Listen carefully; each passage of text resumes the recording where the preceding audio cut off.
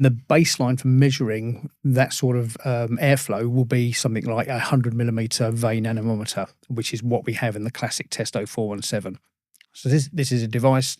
Effectively, you're passing air across a rotating vane. That rotating vane can then basically give you a measure of airflow velocity. That's the speed of the airflow. If you tell it the area that it's measuring over, it will do the calculation for airflow volume, which is the other key metric as well. Typically, the 417 would be supplied as a kit with two funnels. We see obviously one of the funnels in front of us here.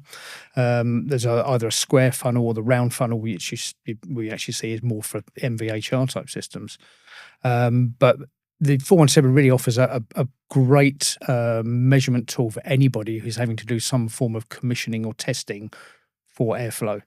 Obviously, we've talked about the classic Part F building regs, but we know with the rise probably of much better sealed buildings, even going right up to the passive house standard. But we're seeing things like MVHR in a lot more buildings now. And with MVHR systems, you have to do some quite tricky balancing of the airflow, because you've got to make sure the airflow is balanced throughout the MVHR system. And you can't do balancing without having something like the Testo 417.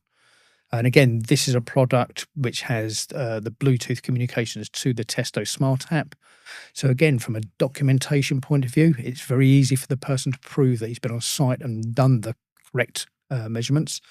And certainly for the air balancing, where you're taking multiple measurements, we even have within the app a function where you can actually set up what the expected airflow would be across the MVHR outlets, and then the measured value, and then any deviation from that. So it's a very, very powerful tool for general airflow and balancing type applications.